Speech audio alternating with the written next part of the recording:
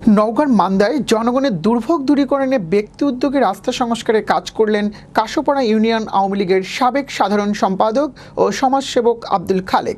স্থানীয়রা জানান, দীর্ঘদিন ধরে কাশোপাড়া ইউনিয়নের দুয়ানি মোড় হতে কসব ইউনিয়নের পাজরভাঙ্গা বাজারের সংযোগ সড়কটি সংস্কার না করায় চলাচলের অনুপযোগী হয়ে পড়ে।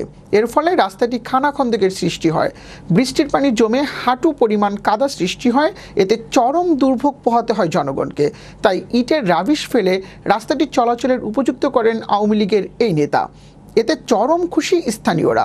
রাস্তা সংস্কার কাজে সহযোগিতা করেন আব্দুল গফুর, আব্দুল বাড়ি, গিয়াসউদ্দিন, ইউসুফ আলী, জলিল, সোহেল রানা, নজরুল ইসলাম সহ আরও অনেকে। আগামীতেও এ ধরনের কাজ অব্যাহত থাকবে বলে জানান আওয়ামী লীগ নেতা আব্দুল খালেক। তার মাথা থেকে চকচুচার হয়ে পাজরভাঙ্গা পর্যন্ত গেছে এই রাস্তা। তো মাটির রাস্তা, এটা অনেক খুবই খারাপ রাস্তা, অনেক কাদা হয়, বৃষ্টি হলে সিঙ্গেল মানুষও চলাফেরা করতে অনেক কষ্ট। দীর্ঘদিন যাবৎ অনেক ভাঙ্গা ছিল, আর বৃষ্টি হলে আমরা বিশেষ করে মোটরসাইকেল, ভ্যান, আমরা কোনো কিছু নিয়ে দোয়ানি থেকে এমনকি চকচোয়ার পর্যন্ত যাওয়ার কোনো পরিবেশ ছিল না। বর্তমান আমাদের শ্রদ্ধেয় বড় ভাই আব্দুল খালেক, উনি আমাদের যাতায়াতের জন্য অনেক সুন্দর একটা ব্যবস্থা করে দিয়েছেন। যেমন আমাদের এই যে ভাঙ্গাড়ি ইটগুলো দিয়ে আমাদের যে গর্তগুলো ছিল, গর্তগুলো সুন্দরভাবে পূরণ করে দিয়েছে। টাইমে কোনো ভ্যান, সাইকেল, মোটরসাইকেল যাতায়াত করতে পারেন না।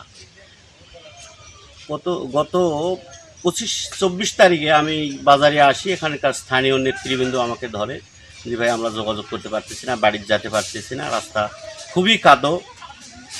তাই আমার ইটভাটা থেকে রাবি সাদলি আনে মানুষের পাশে দাঁড়ানোর জন্য, সরকারকে সহযোগিতা করার জন্য, এই এলাকার মেহনতি মানুষের পাশে দাঁড়ানোর জন্য রাস্তাটা সংস্কার করে দেওয়ার নিজ উদ্যোগে আমি চেষ্টা করতেছি।